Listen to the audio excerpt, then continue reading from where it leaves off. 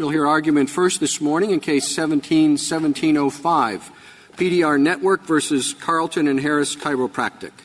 Mr. Phillips. Thank you, Mr. Chief Justice, and may it please the Court. The most startling comment in the Fourth Circuit's opinion in this case is the following one. We need not harmonize the FCC's rule with the underlying statute.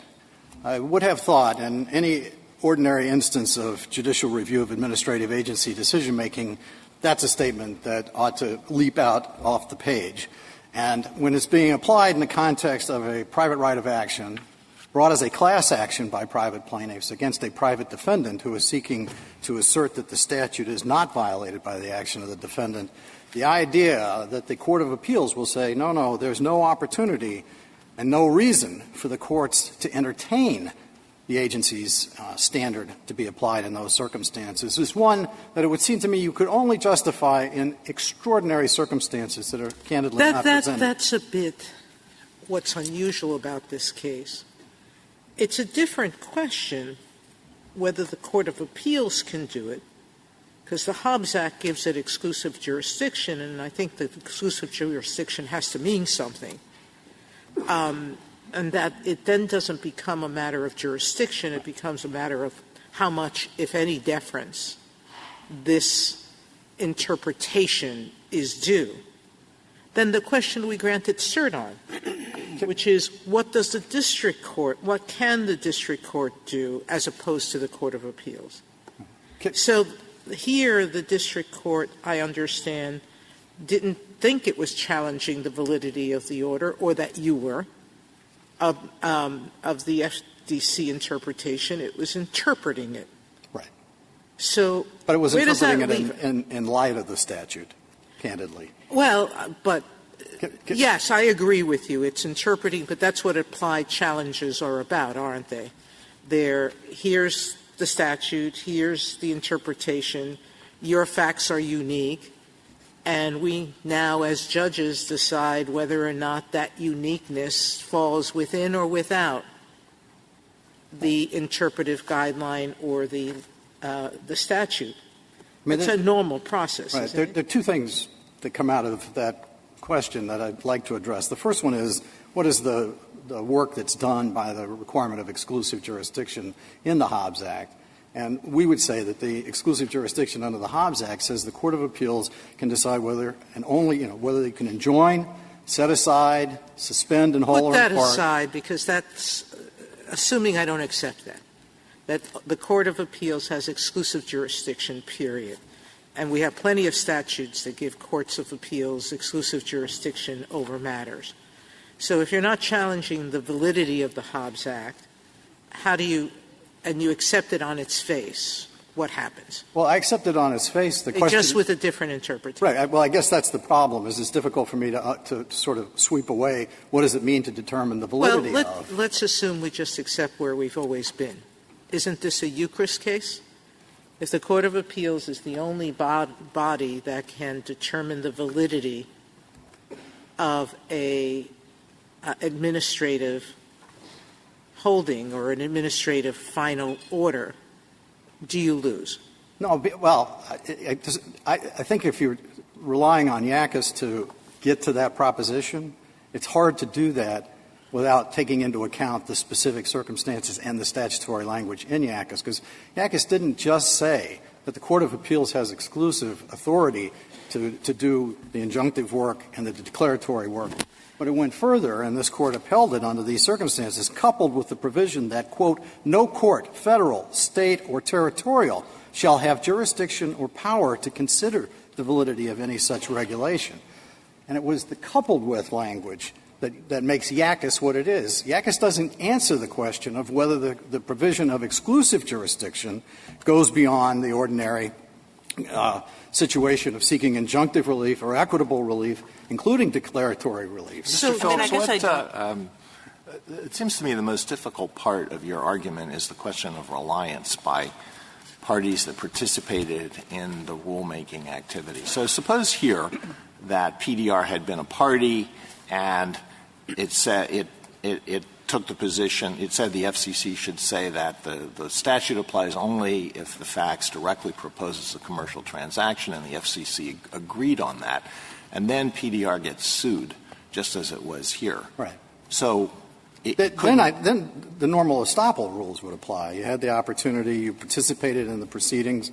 Estoppel, a la cases like Port of Boston and other cases, say when you have a full, fair opportunity to litigate and you lose, then that's tough luck when the issue comes back up. But if you're in the situation that PDR is, where it never engaged in any of the behavior that would implicate this case or implicate this regulation or order, and then you find out 10 years later well, suppose it wasn't a party, but it was aware of what was going on. It was the same situation?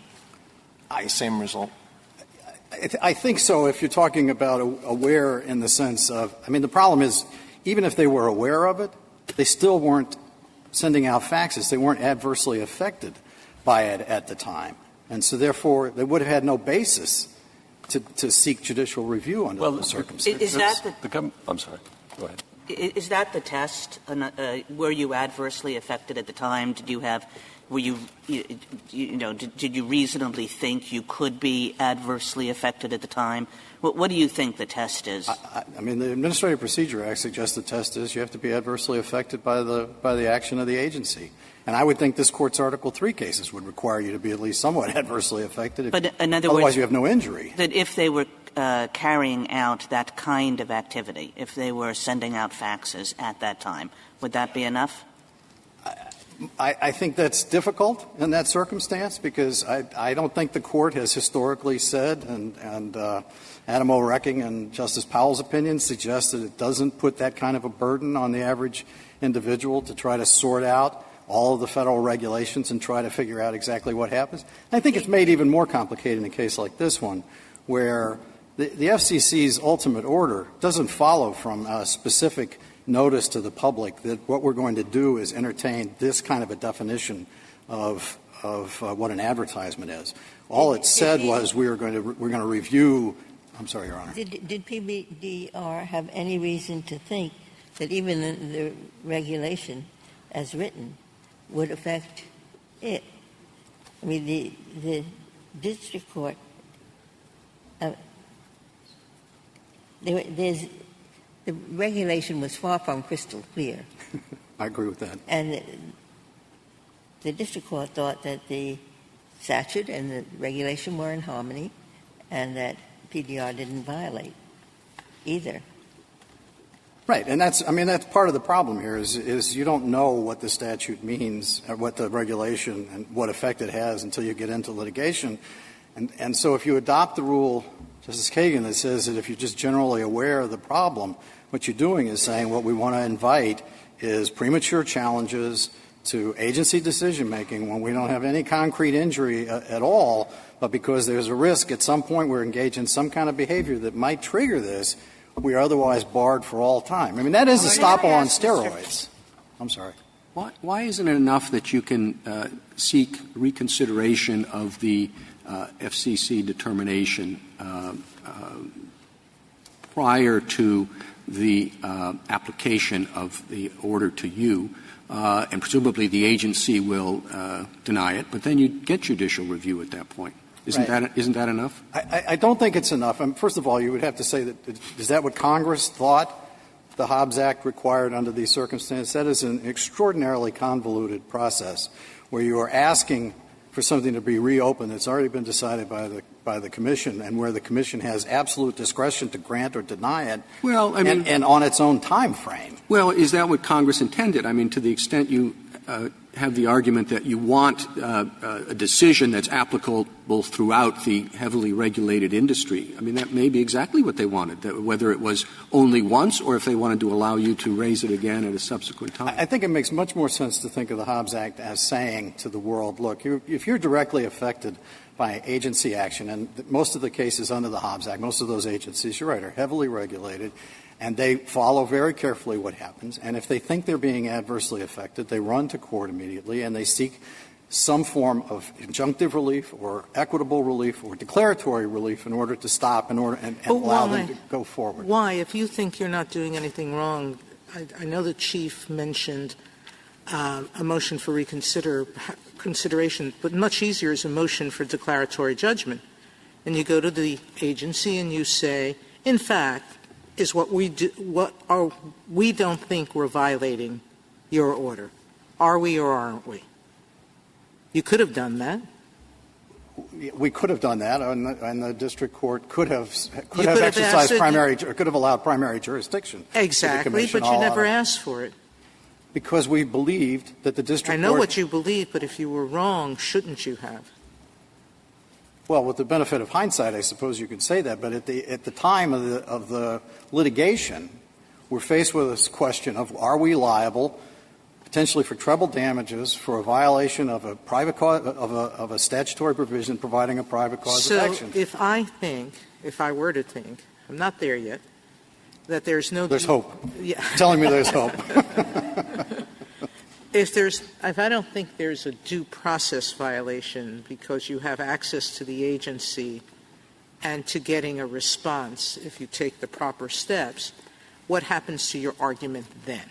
Well, I don't think there's a due process violation. Well, there are two issues. There are two parts of that.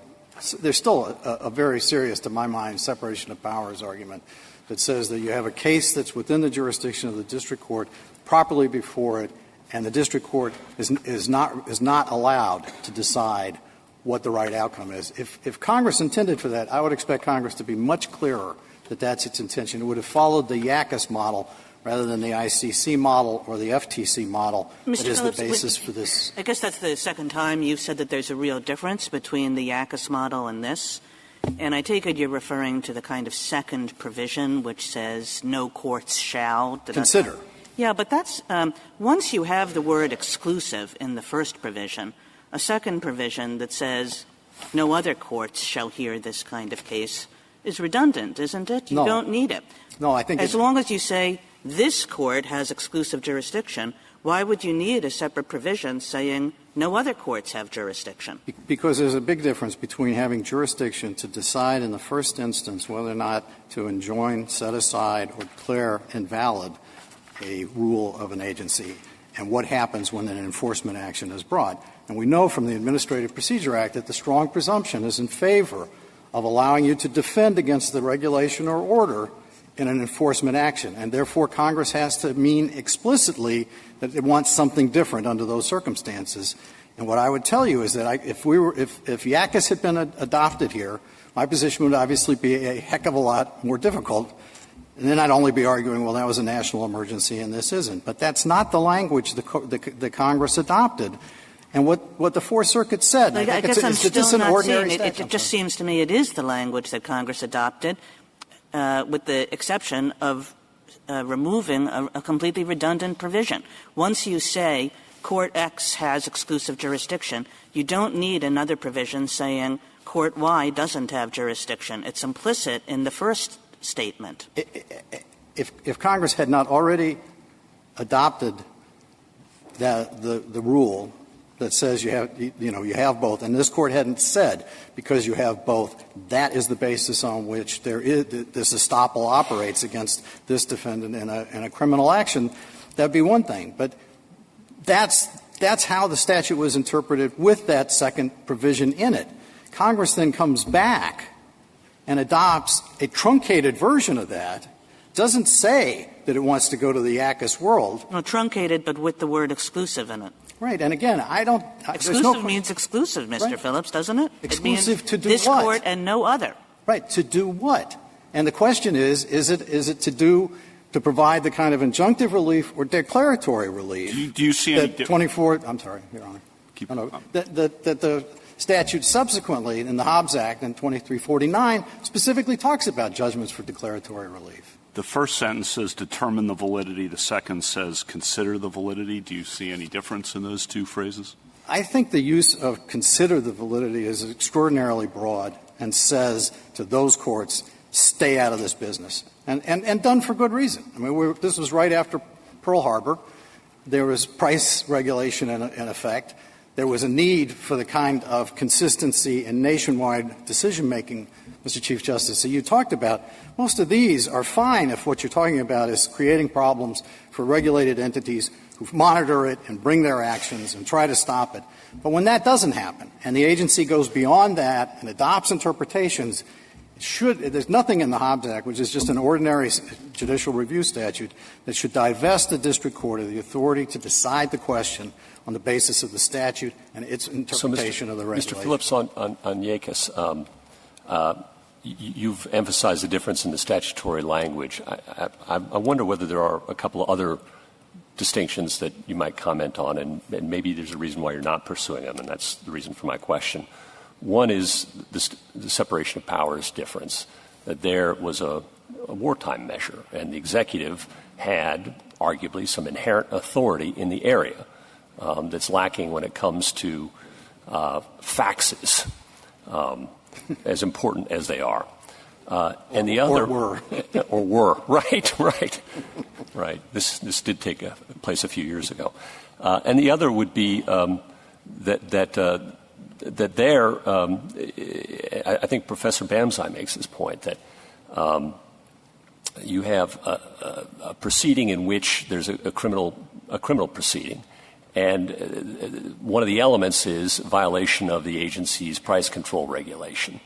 And there you really are challenging the validity of that regulation if you're challenging the government's indictment. Right. Whereas here, as I understand it, the regulation doesn't disappear tomorrow, and it isn't declared invalid in any meaningful sense. So those are distinctions I had understood to exist, but I'm not hearing you argue them, and I'm wondering why. I tried to make the separation of powers point earlier because I do believe you did try. I grant you that. So I mean, and I do think you have to interpret the Hobbs Act in light of the extraordinary separation of powers problem that you create by an over-expansive use of exclusive, unless Congress really means it and then ties it up in a bow. What separation of powers problem do you create?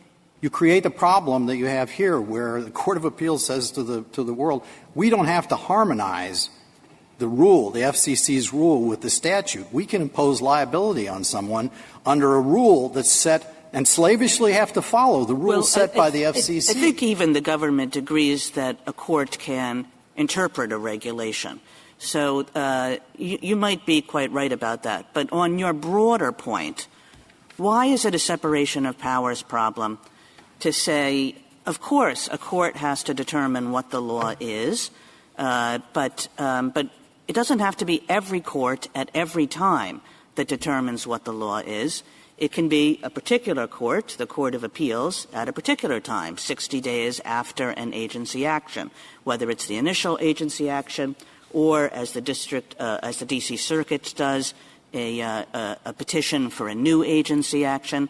But why is that a separation of powers problem? To limit the court and to limit the timing, really in order to ensure uniformity and to ensure that the government is in the room when the determination about the regulation takes place? Well, and because I think at bottom, the normal rule should be in any situation in which you are being sued for violating a statute and you are seeking to defend on the basis that you didn't violate the statute, and they're being told, no, you did violate the statute because there's a regulation, and that regulation is not something you're entitled to challenge, you would ask, is that a situation? I mean, that seems like a separation of powers problem to me, because district courts are in the business of dictating what the law is, not being slavishly adherent to the dictates of the committee. But the problem here is that what you're challenging is not the question presented. The district court looked at your argument and bought it and said, we're not challenging, you're right, this doesn't violate either the statute or the interpretive rule that the agency gave it. Right. It was the Court of Appeals who read the interpretive rule differently, so it appears as if your challenge is really not to the jurisdiction of the Court of Appeals, because everybody knows it has jurisdiction either as an appeal from the district court or under the Hobbs Act, because the Hobbs Act only gives the Court of under the Hobbs Act, maybe the FCC is the only one who can question it, but that's not the question presented that we had. Right, but the way that to me, the way and the reason why the question that the court rewrote came up the way it did was you have an ordinary situation where a district court does exactly what you would want a district court to do, which is to figure out what the statute means in light of the interpretation of the agency, and then you have this extraordinary statement made by the Court of Appeals which says, no, we're going to reverse that, and we're going to reverse that because the district court had no business getting into that inquiry to begin with. That seems to me offensive to core notions of separation of powers. Well, and if I'm sorry, Your Honor. There are statutes that explicitly preclude judicial review in enforcement proceedings, however, like the Clean Air Act. Are those unconstitutional? Probably not under the circumstances. Well, then, if they're not unconstitutional, then you don't really have a separation of powers argument. You have more an argument about what we should do with a statute that's silent about whether judicial review is available in the enforcement proceedings. Some statutes. The reason why it's hard for me to tell you in the abstract whether the environmental statutes are constitutional or not constitutional is they have different language than the statute here, and certainly different language than the court had. But you don't dispute. As well. You don't dispute that those statutes preclude some review. Forms and some circumstances. But again, it seems to me they're much more useful as an understanding of, would Congress have intended? Because even assuming it's constitutional, it's something that that Congress doesn't typically do. I agree with that, but I was just pressing how far you were going to press the broader point on separation of powers, right? There's some statutes that explicitly preserve judicial review, some statutes that explicitly bar the judicial review in the enforcement proceedings, and then we're in the gray area where it's silent, right? Right, but I would construe the silence here in favor of saying we ought to have judicial review. But in some ways it goes back to Justice Gorsuch's question, and it's part of my problem with the EPA. I can envision circumstances where it would be unconstitutional as a separation of powers, because one of the things that IACUS tells us is that the executive does have some authority here. We're talking about emergencies, and I don't know exactly the circumstances in which Congress decided to limit the authority to review those issues and how aggressive that's interpreted in various circumstances. And again, of course, there's the due process. Justice Breyer. Question. This may be very elementary, in which case just tell me read the brief again. But the statute refers to the FCC's review of FCC final orders. And then when you read down the statute, it talks about review of rules, regulations, and orders, but not those of the FCC. It doesn't have it in that section. Then if you look up final order, if you look up order in the APA, it refers to a final decision. Final comes from the review part. Other than rulemaking. So how does here we have? How is that supposed to work? Is it everybody knows that? I have another final absurd, obvious question too, which you can tell me both, and that is what happens. A lot of rules are. These are my only two questions. Shall I ask both? You want me to ask over in order? What? Okay. The other one is, look, there are lots of rulemaking normally. You review in the Court of Appeals. There are all kinds of things to do that. So what happens to a person who wasn't born yet? Or what happens to a business that wasn't formed yet? There must be law on that. This can't be the first, here they were, by the way, but I mean, how do we work it in the normal case? So those are my two questions. You've got them both? I've got them both. Let me take them in the opposite order. I think the answer to the second one is, it's a very deep and fundamental due process problem. If you've never had an opportunity to obtain review of the agency's decision-making, never could have, the idea that you are subsequently barred under these circumstances. Right. So there must be a holding on that. Is there no case? There's no case on that, I guess. Well, my guess is most courts wouldn't entertain the suggestion that you're not allowed to. At least I've not seen one where the issue was being fought. What about the first one, which is just my confusion about the statute? See, I see the word final order. Right. I'm trying to reconcile this with the APA. Right. Well, what Go back to the APA order. I don't think this is a final order within the meaning of that provision in the Hobbs Act. And that's the last part of our brief on the interpretive rule. I realize there's a lot of water under that bridge in terms of things that have been reviewed that way. But the reality is, and I do think the FCC's method of decision-making here is one that's reasonably called into question, because there are very specific rules that were adopted as part of this order, and there was very specific notice and comment as to those.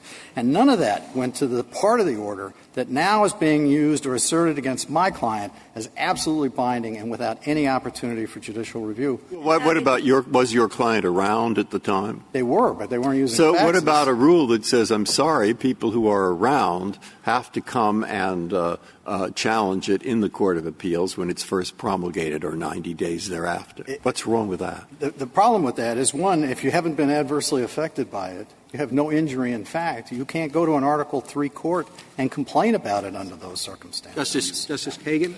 May I ask if you would just talk a little bit about the argument, I think it's at the end of your brief, that this is really an interpretive rule, and whatever is true of any other rules, interpretive rules are different. Yeah. And then to also tell me why you think that's not waived, and then to also tell me why you think your main argument is not waived.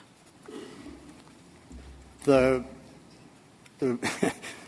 main argument is not waived because the Court specifically said it did not have to harmonize the interpretation of the FCC with the statute under these cases, and that's the core of our main argument. I don't take a lot of your time, but the point, of course, is, and I can read a bunch of stuff, and I don't want to do that, is there are a bunch of times where you said in the district court and then in your petition that you were not arguing that that you were not arguing that the district court should ignore the rule, that you accepted, you accepted Hobbs, essentially. Well, I don't know that we accepted Hobbs so much as we were perfectly comfortable with the district court's determination that if you interpret the statute and the regulation and lay it against our conduct, there was nothing wrong and therefore no basis for liability. It was when the Fourth Circuit said you can't look at that at all or take any into account. That's when we started to complain. And then this Court said, does the Hobbs Act deprive the district court of the authority to do that? That is precisely raised by that holding of the Fourth Circuit in this particular case. On the interpretive rule point, again, the question you asked is, does the Hobbs Act prevent this? We answered that question. Admittedly, this issue was not raised before. But that's the question you posed, and we felt an obligation to give you a full answer to that question. If you had simply granted the petition, I doubt we would have made that last argument. So but that's why we put it in front of the Court. Is that point that interpretive rules are not subject to the Hobbs Act at all? Yes, is that your point? That's our last point, yes, Your Honor. Okay. So the district court and the Fourth and the circuit court can both look at whether the interpretive rule is right under the statute. Yes, that's absolutely correct, Your Honor. Do you think that was adequately briefed here? In this court? Yes. Absolutely. Thank you, counsel. Thank you, Your Honor. Mr. Harris? Mr. Chief Justice, and may it please the Court. When a district court refuses to accept a final order of the FCC interpreting the TCPA on the basis that it's inconsistent with the statute, that court is determining the validity of the order. The district court didn't find that the regulation was inconsistent with the statute. It read the regulation to be in harmony with the statute. District court did not find that there was a clash between the statute. That's exactly right, Justice Ginsburg. The district court in this case interpreted the 2006 rule to mean what PDR says it means, and then that ruling was reversed by the Fourth Circuit Court of Appeals. The Fourth Circuit held paragraph 52 of the 2006 order creates a per se rule that a fax offering free goods or services is an advertisement, as we advocated for. Now, having lost on its interpretive argument, PDR says it wants to do something that it never said it wanted to do before. Now it does want to challenge the validity of the 2006 order. And it's arguing to this Court, because the question presented was so broad, it's raising arguments that it either forfeited below expressly, like the argument that it wants to challenge the validity of an FCC order. That's a very basic argument. Someone who is going to be subject to enforcement proceeding has a right to notice and an opportunity to be heard on the issue. the way this thing came up, PDR had no reason to think that it was a party agreed. Justice Ginsburg, do you mean in 2006 when the order was issued, or do you mean in 2013 before PDR sent its No, I mean faxes? when the administrative proceeding was going on during the rulemaking. At that time, PDR had no reason to think. Unlike Yakis, where there's a price set and you know if you're selling meat or whatever, you're subject to that price.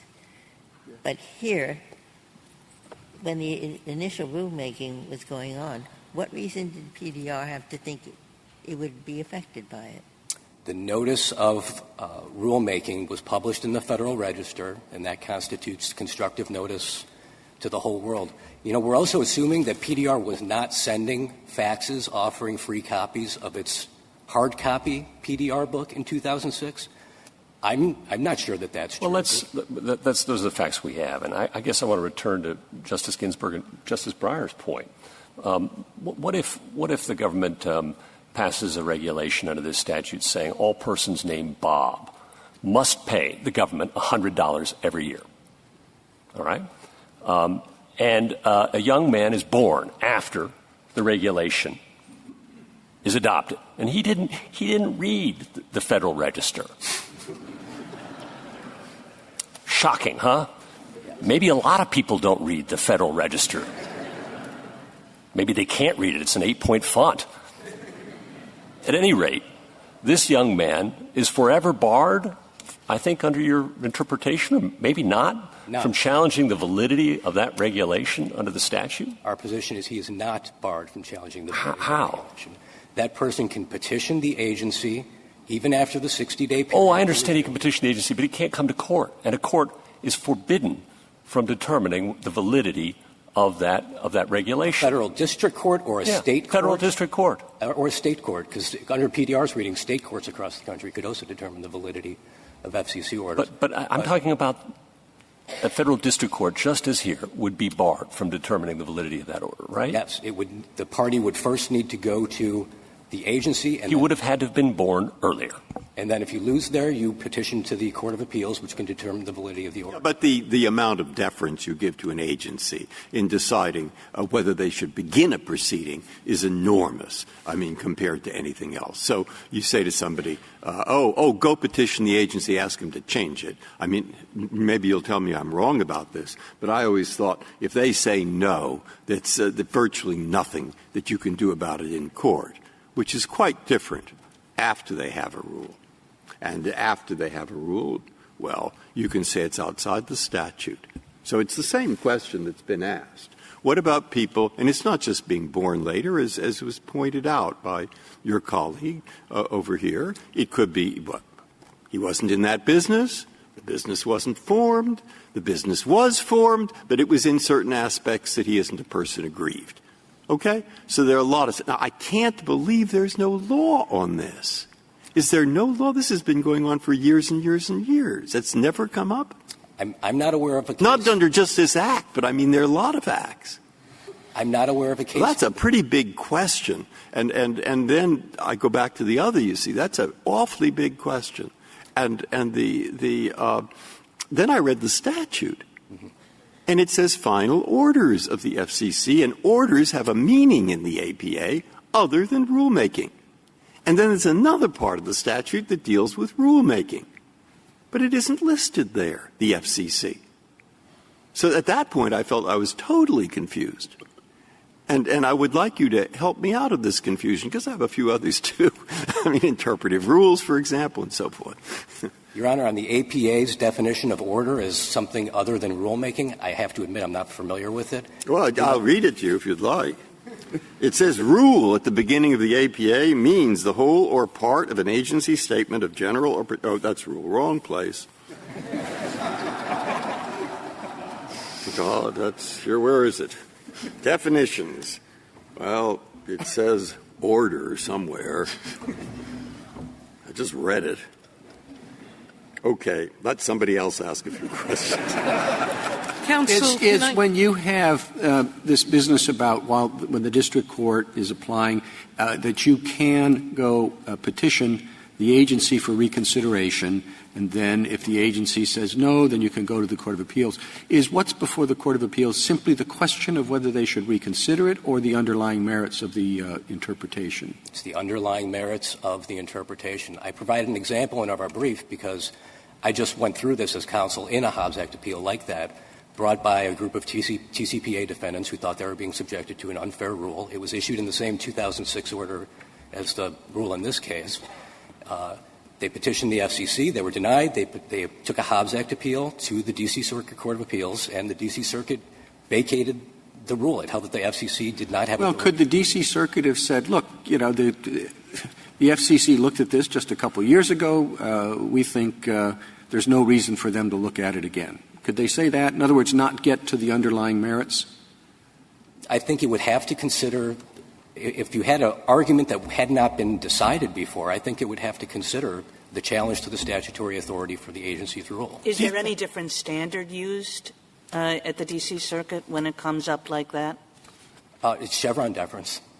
But is there any difference between it getting to the D.C. Circuit on that kind of petition and it getting to the D.C. Circuit if you had challenged the rule initially? There was not in the Bayes-Yakov of Spring Valley litigation. The FCC didn't argue for it. That's the D.C. Circuit. Okay. Right. The question, I found order. Okay? It's 551(6). Order means the whole or part of a final disposition, whether affirmative, negative, injunction, declaratory, of an agency in a matter other than rulemaking, but including license. So, I mean, I think normally in ad law you try to sort of – but nobody's argued that at all. No. So you have a major question, it seems to me, of administrative law that applies major. And we also have parts of this involving the statute that I personally, maybe everyone else does, don't understand. Both statutes, the order part and the other part. So what should we do if there's a general view the same as mine? Well, Your Honor, as you said, nobody did argue that, and PDR conceded below that the 2006 order at issue here is the type of final order under 2342, the Hobbs Act. The Fourth Circuit held that. It relied on that concession and decided the case on that concession. And PDR didn't challenge that in its petition to this Court. Even accepting that, though, why is this determining the validity of that order? Because the order stands today as well as it did yesterday. The Court's simply interpreting the statute in a manner that may be different than the agency. But that's what courts do. And agencies are, in their prosecutorial efforts, allowed to interpret statutes normally as well, and sometimes they interpret them differently than courts. That's the separation of powers. So that interpretation still stands. It's still the government's opinion letter on the subject. It isn't been determined invalid in the sense under the APA, as we normally think, for lack of notice and comment. The order is vacated or something like that. So what's wrong with that? And just to add on to that, the Yakis problem, why doesn't that also distinguish it from Yakis? Because there, of course, to challenge the criminal indictment, you had to argue that the regulation was invalid. And that is ineffectual. I have two main responses. The text of the Hobbs Act, the plain meaning of those words, exclusive jurisdiction to determine the validity of. To determine is to decide, and the validity of something is to determine if it's legally sound or not. And a district court is being asked to do that when it's being asked to decide this agency interpretation is inconsistent. You shouldn't apply it because it's inconsistent. But you'd agree that the regulation is still validly enforced today, right? You mean if the district court had... No, the regulation is still validly enforced. Well, no court has ever invalidated it. Yeah. In this case. But do you think Yakis would be decided the same way today and not in wartime? Let's say that Congress once again sets up an agency to set all sorts of prices on goods that it believes that goods affecting commerce. And the agency sets prices for homegrown tomatoes, maximum prices for homegrown tomatoes, and somebody raises heirloom tomatoes in the backyard and charges more than the specified price, and there's a criminal penalty, so that person is charged with the crime of selling tomatoes at a price that was over the limit, do you think that person would be prohibited from challenging the regulation in the criminal prosecution? Under Yackas is still good law. Now, I do have to point out that Congress ameliorated the harsh effects of Yackas. But you think that would be consistent with due process? You would say to the person who was growing these tomatoes in the backyard, well, you should have kept up with the Federal Register. Well, to the person growing the tomatoes in the backyard, that would present a more difficult case than the meat wholesaler who presumably followed those regulations. Okay, so where do you draw the line? You say it's a more difficult case, but you're not willing to say that that would be a violation of due process. That's correct. And we don't have to go as far as Yackas in this case because, as we pointed out, PDR had other options available to it other than taking a Hobbs Act petition in 2006. Do you know how many pages were issued in the Federal Register in 2018? I do not. I think it's something like 90,000 pages. Right. But somebody in 2013 — I once saw somebody riding home on the Metro at midnight in Washington, D.C., reading the Code of Federal Regulations. And I thought, only in Washington, D.C. could you see this site. But you think people out in other parts of the country they're waiting for the latest addition to the Code of Federal Regulations? Yeah, I didn't suggest that PDR should be combing through every issue of the Federal Register, but I do think they should have consulted a lawyer before sending their faxes in 2013. Isn't the question here how to interpret statutory silence? Because we have statutes that have pre-enforcement review and then explicitly allow review in the enforcement proceeding. We have statutes that allow pre-enforcement review and explicitly bar review in the enforcement proceeding, Clean Air Act. And here the statute's silent. And the question is, what's the default rule should be? And to Justice Alito's point, given the due process considerations, to Justice Breyer's point, why the absence of law in this? The absence of law, I think, is because judicial review has always been assumed in enforcement proceedings unless it's explicitly barred. That's why there's an absence of law, I believe, in this instance. And to your point about, well, they can go through this other convoluted method of motion for reconsideration, if you're going to allow that, why not just allow the review in the enforcement proceeding and have a more efficient process? So that's the considerations that I wanted to raise for how we should fill the statutory silence. First of all, I don't think the Hobbs Act is silent on it. I think that the grant of exclusive jurisdiction to make those determinations in the Circuit Court of Appeals. It doesn't say anything close to what the Clean Air Act says for barring review in enforcement proceedings. It doesn't have the second clause, but I don't think it's necessary. Those two accomplish the same thing using different language. Mm-hmm. As to the last point Your Honor raised, Justice Kavanaugh, one of the reasons why it has to go through the Hobbs Act process, and it's a reason that this Court recognized in the Port of Boston case, is that under those circumstances, the Attorney General is present there to represent the interests of the government. And it has to go through a centralized appeal process. We don't have state courts and district courts across the country deciding telecommunications policy. It goes to one court of appeals where the government is present and knows about it. And that's why — never mind. Thank you, counsel.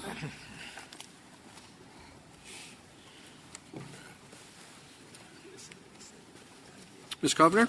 Mr. Chief Justice, and may it please the Court, there are just four areas I want to cover. The first, since this is really a statutory interpretation case, is the text of the statute.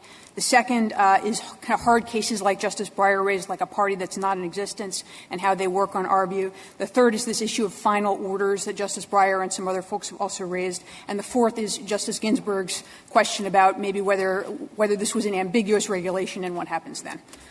So turning to the text of the statute, there are two key kind of words or phrases. The first is exclusive, and the next is determine the validity. And I just want to focus on exclusive, and I think it goes to Justice Kavanaugh's recent question and some others. We think the plain meaning of exclusive, as Justice Kagan alluded to, is that's the only route. That's what the word means, and I think ultimately Petitioner conceded that one in his colloquy when he said, yeah, it's exclusive to do what? That's really the issue in this case. And, Justice Kavanaugh, I would direct you to APA Section 703 on dealing with that question, which is sort of I think, the overarching text on what that word means. And exclusive is the word that APA Section 03 uses for the kind of statute that's going to cut off review in civil and criminal enforcement proceedings. Prior and adequate, it also says. Yes, so those are two prerequisites. It also has to be prior and it has to be adequate. But then, so long as it's exclusive, the APA says it's going to cut off review in enforcement proceedings. So we think those are the three prerequisites. How is it prior and adequate in this case? When the issue that is involved here didn't even come up in the original rule for notice and comment. It came up because somebody asked a question, right?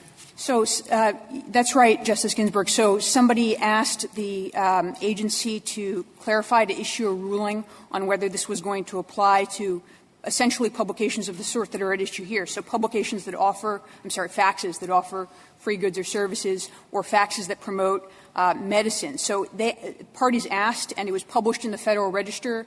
We, the agency, want your comments on what rule we should adopt with respect to that.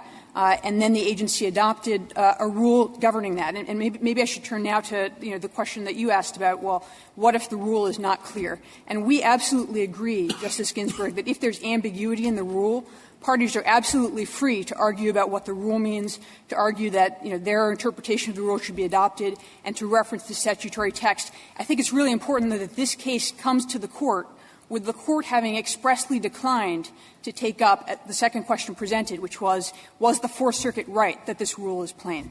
Do you have a view on whether the rule is interpretive or legislative? We don't think that's the right question. I think if the issue is, does this rule have force and effective law, we think the answer is yes. Well, I'm assuming that an interpretive rule does not have force and effective law. That's what makes it an interpretive rule, or maybe it goes the other way, but that's one of the characteristics. Fair enough. So we think in order to be a final order, it has to satisfy, and I think you can look to Port of Boston for this, it has to satisfy basically the final agency action standard, and that requires that it be an order from which an action by which rights or obligations have been determined or from which legal consequences flow. So we think it would have been open, and they didn't make the argument in this case, for them to say this is just a kind of informal guidance, it's not subject to the Hobbs Act at all. But instead, they petitioned, they've conceded throughout that this is the kind of order that But this is a major question, and it's bothering me. So look, the part you read, 703, as Justice Kavanaugh just pointed out, it says that judicial review does lie in agency action, which is very broad, is subject to judicial review in civil or criminal proceedings unless prior, adequate, and exclusive. Yes. Prior, adequate, and yes. exclusive. So I would have thought that the answer to Justice Gorsuch's question, and my question is, clearly, there wasn't an adequate opportunity. And you would say, here there is. That's right, Your Honor. But does it say that in your brief? Yes. So we agree in our brief that Section 03 and this statute have to be read in pari materia. So we agree if there's no prior adequate. And did the Court there go into whether they were around at the time and they did this very thing? They did they were persons aggrieved during that time? Petitioner never argued below that they were not. Oh, this is a sort of not jurisdictional but close. I mean, so we have a case. We don't know whether they had an adequate opportunity to raise it in the Hobbs Act, in the initial rulemaking proceeding. We don't know if it's a rulemaking legislative or rulemaking interpretive. And there are various other things brought up that we don't know. So what is your advice about whether we should decide a major question in the face of those uncertainties? Your Honor, I take the point that if the Court is of the view that the disposition of this case turns on issues that weren't really developed below or weren't pressed below, that it has the option of declining to decide the case and dismissing as improvidently granted. But in your view, that those things don't matter, do they? Would you now concede that if PDR wasn't even in existence at the time, the situation would be different? Or if they were in existence but they weren't involved in sending out faxes, would it be a different case? So we think it would certainly be a different case, and then the question would be, a case that would come out differently, not that it would, of course it would be a different case. Would it come out differently?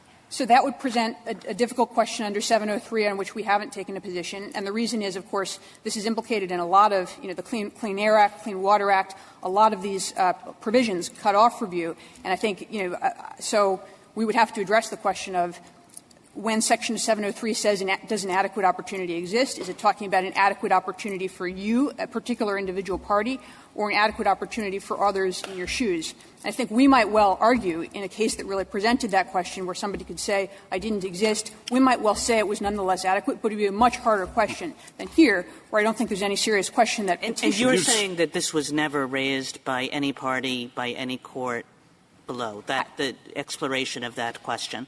Petitioner certainly never argued we didn't have an opportunity. They just argued below this isn't determining the validity of the And similarly on this question of interpretive, because I would say that if it's an interpretive rule, by which I mean something without the force of law, essentially guidance to the agency, guidance to various parties who are interested in the world, but you can't say that somebody violated it and sanction them.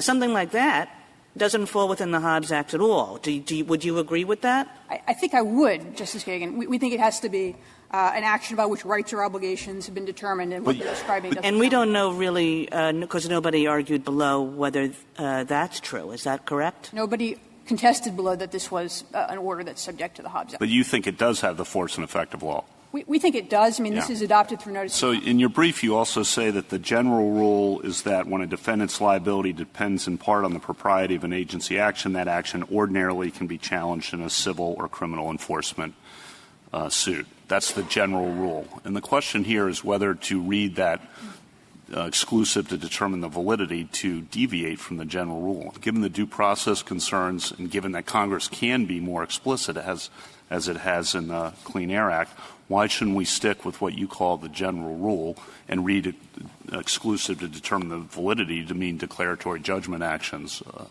Well, I would really take issue with the idea that those other statutes are more explicit. I mean, they use different words, but exclusive jurisdiction is, I think, quite clear language, and it's the language that 703 – sorry to interrupt, but even the statute at issue in Yackas had a second sentence, and the Court did not rely on the first sentence alone, but specifically said the first sentence coupled with the second sentence is what brought. I think I take that point about Yackas, but I think if you wanted to look to a statutory framework that just uses the word exclusive and was around before Yackas, you look to the Urgent Deficiencies Act framework. Well, counsel, though, you point us to the word exclusive, but there are more words after that. Yes. Exclusive to do what? Yes. So and determine the validity of yes. is the language that we have here. And we don't have more than that. We don't have the second sentence of the Yackas, which you pointed out is different.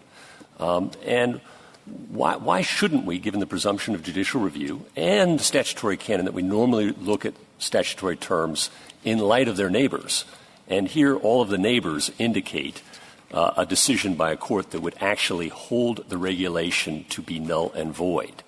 And that didn't happen here. Your regulation still exists today, and the executive agencies can follow it for guidance. So why wouldn't we determine the validity of mean kind of what it says? Well, let me talk about the language and then about the Court's precedent. And I think that they both are sort of contradict that understanding. And I think every court of appeals has been right to say that you determine the validity of a regulation when you decline to apply it on the ground that it's substantively invalid. And if you look at the statute here — You're not saying it's substantively invalid. You're saying the statute is clear.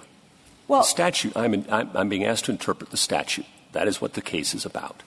And the statute is clear. I do not need the regulation. It is nice. It is a lovely opinion letter by the federal government, and the agencies may choose to follow it. But it's not determining the validity of it in a normal sense any more than we normally read the Federal Register for breakfast. Well, I think it is, Your Honor. And if you look to the entirety of the TCPA, it says, first, here's the substantive prohibition. And second, the agency may make rules to implement that provision. And so here, a party came before the Court and said, here's the rule that the agency has made about what unsolicited advertisement means. If the Court declines to follow it, it has to do it for a reason, and the reason here is it's saying the rule is substantively invalid. And even if you don't agree with me, I think, in the first instance about the reading of the statutory language, just direct the Court to the cases that apply that language. And this Court has repeatedly applied the statutory language both here and in predecessor statutes, where somebody was coming into court and saying, please decide the underlying merits of this legal question.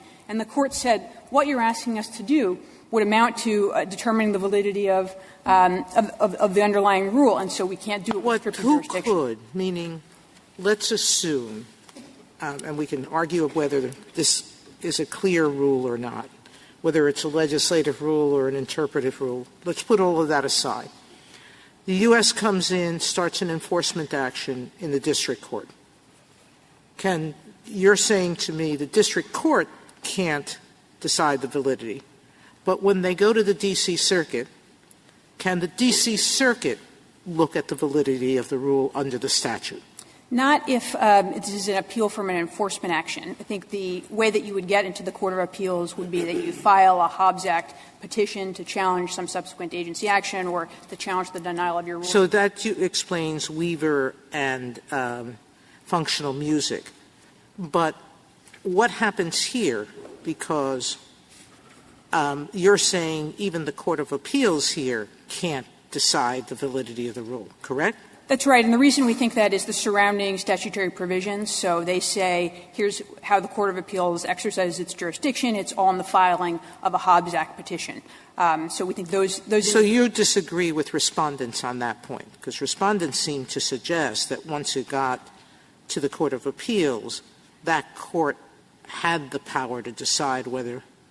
I don't think that's right, and I don't think any Court of Appeals has understood it that way. I think you have to comply with the Hobbs Act procedures to get review in the Court of Appeals. And if I could just turn to one of Justice Breyer's other questions about the nature of this particular order and it being a rule, I think the relevant case would be CBS Broadcasting, which sort of addresses this kind of order, which is an order that sets out a rule. When the FCC acts, it's through orders, even when it's making a rule, and the court in CBS Broadcasting said that's reviewable under the Hobbs Act. So I think that's what tells you this is a Hobbs Act case, even though it sets out a rule. Can I ask a practical rather than strictly legal question, which is, since you're saying they can get judicial review, they just have to go through the motion for reconsideration or petition for rulemaking, and the other side's arguing, well, just give us the judicial review and the enforcement action, why go through all the hurdles of the former if it's just going to be judicial review in the end, one way or the other? Sure. Or is there something different about the judicial review in the former, which I think may be lurking? Yes. So I think two things. I mean, first, let me address why we think it's better, and second, let me address the nature of their review. So we think judicial review that's accomplished through the Hobbs Act is far preferable, and it's because the United States gets to be a party. If it's from a rulemaking, you're going to have the opportunity for other affected parties to participate, to come in, to explain why they think the rule should or shouldn't be changed. You're going to have a single nationwide proceeding that's going to set the rule for the entire nation. And I would think these kinds of rules that are subject to the Hobbs Act are areas where Congress thought that was really important. I do want to address the question of what the scope of the review is. So I think what typically happens in these cases, and Respondent cites a number of examples, is somebody goes before the agency and asks for a declaratory judgment about, what the scope of the rule is, or asks to change the rule. The agency says something about the merits, and then that gets appealed to the Court of Appeals.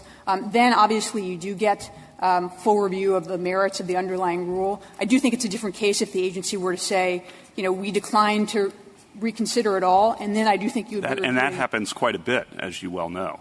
And in that case, you'd be out. In that case, all you get. In that case, you could be subject to millions in liability without ever having an opportunity to say that the rule is illegal. Even if the rule everyone thinks is illegal, you still get no opportunity. And in that case, I think you would have an argument under Section 703 that the petitioner here really doesn't have, that I didn't have a meaningful opportunity to get review. So let me stop you there. So if you go for the petition for reconsideration and the agency says, actually, just as an exercise of discretion, we're not going to do that, that would mean that it wasn't adequate? No, I think petitioner, a person in petitioner's shoes, if I may just briefly answer, a person in petitioner's shoes should have brought their challenge in a timely fashion. If you had a party that really couldn't have done that for some reason, then I think you have a hard 703 question. Thank you. Thank you, counsel. 2 minutes, Mr. Phillips. Thank you, Mr. Chief Justice. I think it's important to focus in the first instance on the question, Justice Kagan and Justice Kavanaugh, you focused on, which is what is the standard of review if you go through the petition for reconsideration process. And this Court held in the Board of Locomotive Engineers that under those circumstances, the courts review the distinct agency action resulting from the new position. It is only in very odd circumstances where the Court actually has any kind of an opportunity to take up the underlying question of the validity or the relationship between the underlying statute and the old rule. And therefore, it's not an adequate remedy that gives you the basis for it has done it in functional music and in Weaver. It's basically taken a contrary position to Urey. In both of those cases, they look to the validity of the rule underlying the enforcement action. Or one was an enforcement action, the other was. Right. Well, functional music is clearly in our favor in terms of its approach to these kinds of issues, because functional music even said, we're not even sure whether or not this could have been raised in the first instance by these parties, but we're not going to worry about it. We're going to take it up as an enforcement matter, and we're going to evaluate it under those circumstances. What it goes to, Justice Breyer, and it's the reason why, even though there may be larger and broader questions that are embedded in this case, but at the end of the day, what the Fourth Circuit said is that the district court was not permitted, had no need to and could not harmonize the interpretation put forth by the FCC with the underlying liability provision of the Telephone Communication Protection Act. That issue warrants this Court's review. Is there a circumstance where that happens? Where we know, as Justice Kavanaugh said several times, when there's absolute silence, the presumption always should be that there is post-enforcement review of the validity of what the FCC says. For that reason, the judgment of the Court of Appeals should be reversed, and judgment of the district court should be affirmed. Thank you, counsel. The case is submitted.